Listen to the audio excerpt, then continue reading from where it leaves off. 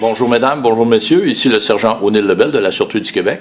Aujourd'hui, je vais vous présenter le poste de police. En gros, c'est quoi un poste de police quand vous appelez ou quand vous vous rendez sur place, à quoi vous devez vous attendre. C'est un peu pareil partout dans la province de Québec. Presque toutes les MRC du Québec ont un poste de la Sûreté du Québec. Pour certaines, ça va être un corps de police municipal. Mais si vous allez dans un poste de la Sûreté du Québec, les premières choses que vous allez constater, c'est qu'à l'accueil, il va y avoir du personnel civil habituellement qui prend les premières constatations, vont vous demander au juste qu'est-ce que vous voulez. Ça peut être de l'information policière, comme ça peut être la prise d'une plainte. Quoi que les gens vont dire quand ils vont arriver à l'accueil, le secrétariat va dépêcher l'appel à quelqu'un dans le bureau qui va prendre action pour s'assurer que quelqu'un va s'occuper d'eux. On a un local à l'accueil pour rencontrer les gens. Donc, s'il y a une prise de plainte à prendre, il y a un policier qui se rendra à l'accueil, rencontrer la personne, l'invitera à aller dans un local pour prendre sa déposition. Ça pourrait être aussi quelqu'un qui vient pour de l'information. Là, à ce moment-là, directement au comptoir, il y a un policier qui va y aller et qui va lui donner toute l'information désirée. Également, ça pourrait être quelqu'un qui, suite à une cause qui est en cours, pourrait être amené ici pour qu'on lui prélève ses empreintes digitales. Fait qu'à ce moment-là, la personne attend et il y a un préposé qui va venir chercher la personne, l'amener au local de bertillonnage, à l'endroit où la prise de photos et la prise d'empreinte va être effectuée. Ça pourrait être aussi quelqu'un qui vient rencontrer quelqu'un de l'équipe d'enquête. Parce que dans un poste de police, il y a deux sections. Il y a la section gendarmerie et la section enquête.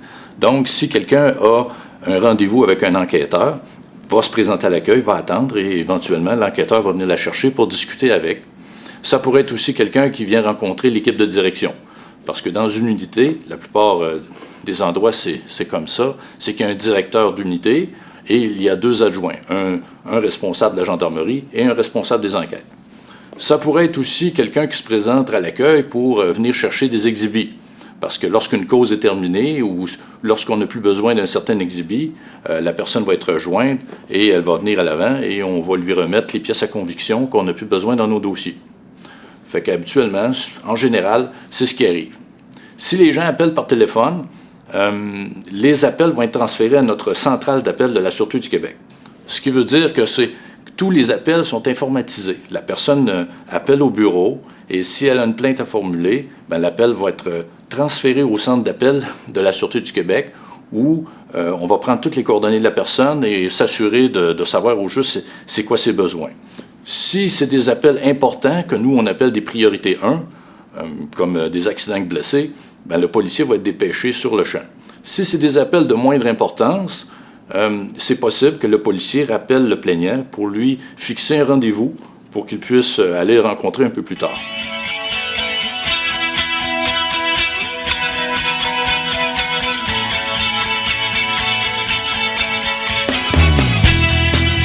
Si la personne a à entrer à l'intérieur du bureau, les premiers locaux que la personne va visiter, ça va être le secrétariat. Tout dépendant de la grosseur de l'unité, il va y avoir 2, 3 ou 4 personnes qui travaillent au niveau du secrétariat. C'est habituellement des personnes civiles, mais ils ont une bonne connaissance du travail policier. Donc, vont être en mesure habituellement de donner une bonne information aux gens. Et s'ils ne sont pas en mesure de le faire, eh bien, ils vont référer la demande à quelqu'un d'autre. Et après ça, là, vous avez l'équipe de direction. Donc, vous allez avoir le bureau du directeur de l'unité et par la suite, celui de l'adjoint à la gendarmerie, qui se trouve être l'adjoint aussi du directeur. Donc, quand le directeur n'est pas là, l'adjoint de poste, c'est lui qui prend la relève, qui s'assure que tous les dossiers roulent bien durant la journée. Et après ça, on arrive au niveau de la gendarmerie. Là, c'est plus de l'opérationnel. Donc, on a un local qui est réservé aux responsables de relève. C'est dans un poste de police, il y a 5 équipes de travail au niveau de la route. Et donc, ça veut dire qu'à tous les changements de quart, parce qu'il y a des relèves de soir, de nuit et de jour, à tous les changements de relève, il va y avoir une rencontre entre les 2 responsables de relève. Fait qu'eux autres, ils vont échanger sur les actions qu'il y a à prendre à venir dans la relève par rapport à ce qui s'est passé dans la relève précédente. Donc, s'il y a une continuité dans un dossier qui doit se faire, c'est à ce moment-là que le responsable de relève va être au courant de ce qu'il y a à faire. Par la suite, le sergent de relève, il va se déplacer dans un local pour donner des assignations de travail aux patrouilleurs. Fait que le sergent de relève, il est responsable d'une équipe. Et tout dépendant de la grosseur du poste de police, il peut avoir 2, 3, 4, 5, 6 personnes qui travaillent sous ses ordres pour faire de la patrouille. Fait que ça, c'est des ententes MRC. Ça veut dire que, tout dépendant de la grosseur de la MRC, de la population qui y vit, ben les équipes de travail vont être, en fonction de ça, vont respecter un certain ratio. Donc, le chef d'équipe se dirige vers les patrouilleurs. Ils vont lui assigner son véhicule, vont lui assigner son secteur de patrouille et également des assignations de travail. Et après ça, le policier va quitter pour aller faire son travail.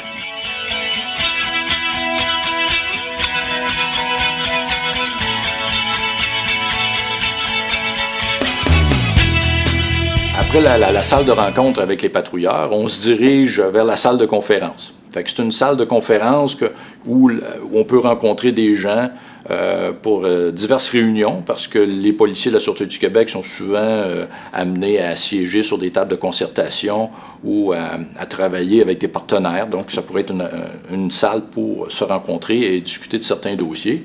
Ça pourrait être aussi une salle qui pourrait servir lors d'une opération d'envergure. Ça veut dire que s'il arrive un crime majeur ou de la recherche en forêt, quelqu'un s'est perdu, en tout cas, il arrive un événement majeur où on fait venir du personnel supplémentaire sur le poste, ou une équipe d'enquête, les gens vont se réunir là, et il va y avoir des lignes téléphoniques, on peut rajouter des téléphones supplémentaires. Alors, il y a des tableaux pour prendre des notes, des ordinateurs, il y a tout ce qu'il faut là, pour que le personnel puisse gérer les opérations plus facilement.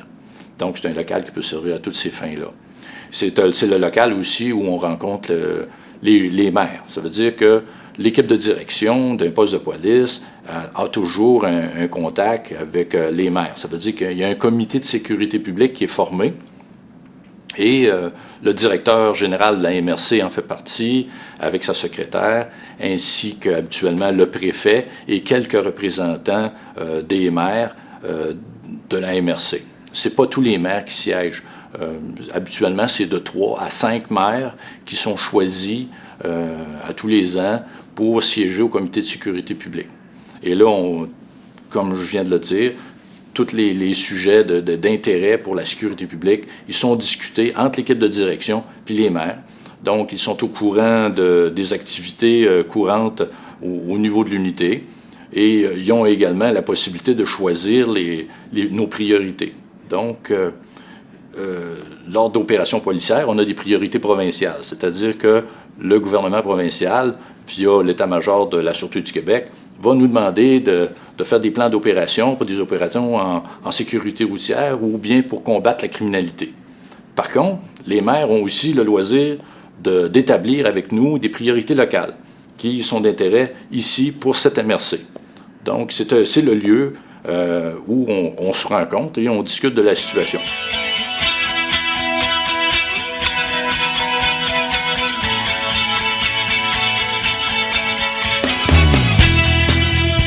Également, dans un poste de police, on retrouve un local où les patrouilleurs peuvent s'installer pour rédiger leur rapport. Presque tout est informatisé aujourd'hui. Donc, dans ce local-là, vous allez retrouver des ordinateurs ainsi que des formulaires et la papeterie et tout ce qu'il faut pour que les gens puissent rédiger leur rapport. Également, si on continue dans la visite d'un poste, on va arriver à la salle de bertillonnage. Là, c'est beaucoup plus opérationnel. C'est-à-dire que lorsqu'un détenu est intercepté, il doit passer par la salle de bertillonnage pour qu'on puisse obtenir sa photographie ainsi que ses empreintes digitales. Tout dépendant du poste, ça peut être fait de façon manuelle ou bien informatisée. Il y a des nouveaux appareils qui nous permettent de faire ça. Également, habituellement, il y a un local aussi qui est adjacent à la salle de bertillonnage qui se trouve être la salle d'Alcotest. C'est souvent près l'un de l'autre parce que là, on est rendu vraiment du côté opérationnel. Et la salle d'Alcotest, c'est l'endroit où les gens qui sont arrêtés pour conduite en état d'ébriété se présentent pour subir un test d'alcoolémie. Donc, avec l'appareil alcotest qui est installé là, les gens donnent des échantillons d'haleine et l'appareil mesure le taux d'alcoolémie.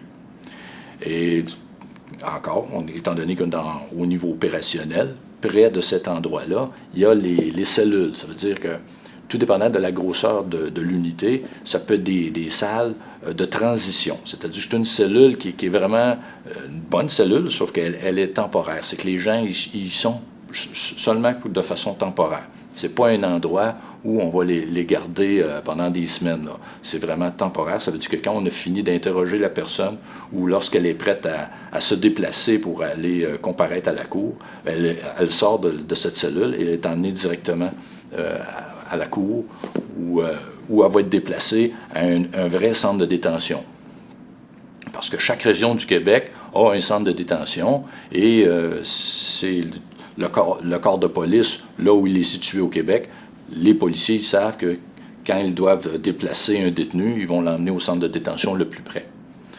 Également, il y a la salle pour les pièces à conviction. Dans toutes les causes criminelles, ou en tout cas la plupart des causes criminelles, il y a souvent des objets qui sont saisis et qu'on doit conserver jusqu'au procès. Donc, on a une pièce spécialement aménagée pour que les patrouilleurs puissent déposer les pièces dans des endroits qui sont fermés à clé.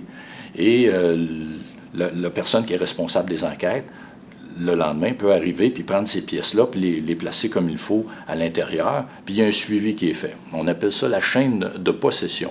Dès le moment où un policier saisit un item alors qu'il est opérationnellement en train de travailler sur des enquêtes ou sur la route, aussitôt qu'il met la main sur des pièces à conviction, il doit noter l'endroit où il les a pris et l'heure. Et à toutes les fois qu'il arrive au bureau, il faut qu'il indique dans quel véhicule il l'a mis. Il arrive au bureau, il indique quand il l'a mis dans le casier de la salle d'exhibit. Et après ça, l'autre personne qui en prend charge va faire la même chose. On appelle ça la chaîne de possession. C'est ça, là, ça continue jusqu'au procès ou jusqu'à ce que quelqu'un décide qu'on n'a plus besoin de cet item-là. Également, j'ai parlé d'enquête. Donc, dans un bureau de police, il y a un bureau d'enquête. Tout dépendant de la grosseur de l'unité, le responsable d'enquête va être entouré de 1, 2, 3 ou 4 enquêteurs, et ça pourrait être plus gros si on parle d'un poste urbain comme Shawinigan, Drummondville ou Victoriaville, pour ne nommer que ceux-là. Donc, l'équipe d'enquête est importante. Et l'équipe d'enquête, ce qu'ils font, c'est des enquêtes locales. Ça veut dire que la gravité du crime n'est pas très grande. Ça veut dire que s'il arrive un meurtre, là, ça va être une équipe d'une autre unité qui va se déplacer pour venir enquêter tout ça. Mais localement, les enquêteurs vont travailler sur des crimes contre la personne, des crimes contre la propriété ou d'autres crimes, comme les drogues, mais ce n'est pas à une échelle provinciale. Ça peut être des choses qui vont être habituellement réglées ici, localement ou régionalement. Donc, l'équipe d'enquête est très importante et c'est pour ça qu'il y a un responsable des enquêtes qui se trouve être également l'adjoint du directeur. Et ça fait pas mal le tour du poste. Par contre, c'est sûr que ça, c'est des ressources humaines qu'on a parlé. Mais au niveau des ressources matérielles, il faut comprendre que dans un poste de police, il y a beaucoup d'équipements. Souvent, les gens vont parler des cinémomètres, communément appelés des radars.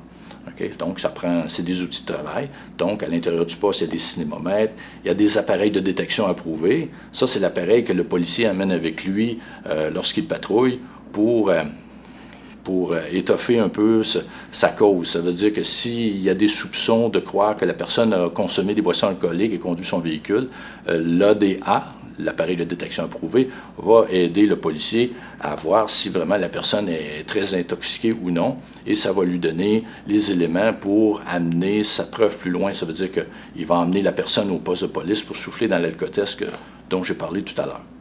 Et il y a les équipements routiers. Ça veut dire que on a des véhicules de patrouille, on a aussi des véhicules hors route. Ça veut dire que, tout dépendant du poste de police, vous pourriez y retrouver des véhicules tout-terrain, des motoneiges, et on a même des vélos.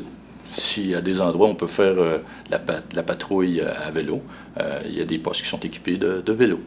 Donc, on a beaucoup d'équipements dans un poste de police. Puis, c'est nécessaire d'en prendre bien soin parce que les véhicules, habituellement, ça roule beaucoup. Les véhicules roulent presque 24 heures par jour, 7 jours par semaine. Donc, il faut en prendre bien soin. Et les policiers font souvent de la conduite d'urgence. Ça veut dire qu'il faut que les pneus soient en bonne condition, il faut que le véhicule soit toujours en bonne condition.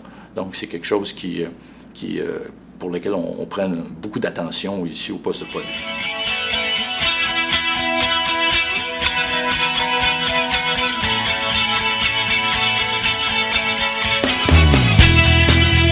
Également, là où il y a des plans d'eau, le poste de police pourrait avoir une embarcation pour aller sur les plans d'eau.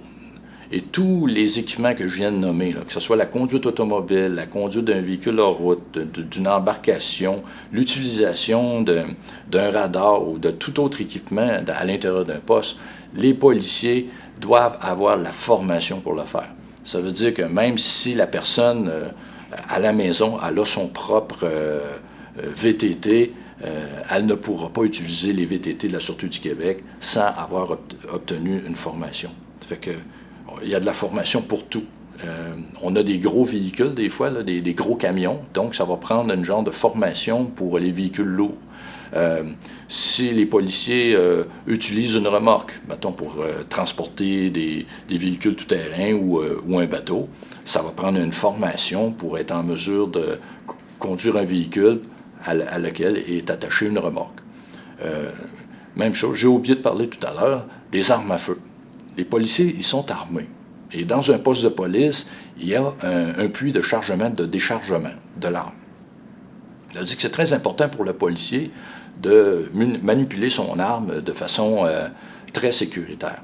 Donc, il y a un puits de chargement. Ça veut dire que le policier, quand il commence son corps de travail, il s'assure que son arme soit bien chargée. Et il y a un endroit très précis pour faire ça. Et il reçoit une formation annuellement pour s'assurer qu'il est capable d'utiliser son arme de façon conforme selon nos procédures à nous, à la Sûreté du Québec. Donc, il charge son arme de façon conforme à un endroit très précis et quand il a fini son quart de travail, il va décharger son arme à cet endroit-là aussi. Puis après ça, il la sécurise et il la range dans son casier. Puis là, tout est barré. Ça fait que c'est très sécuritaire.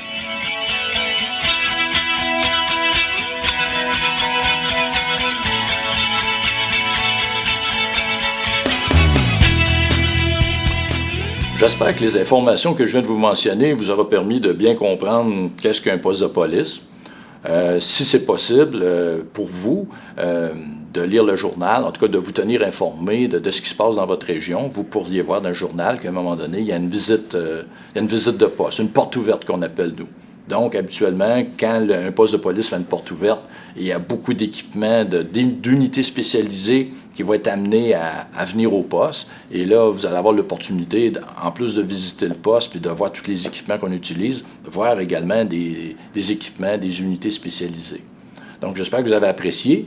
Je crois que beaucoup de gens se posent des questions par rapport à qu'est-ce qu'il y a dans un poste de police. J'espère avoir été en mesure de vous expliquer qu'est-ce qu'il y en était. Et je vous remercie de votre attention.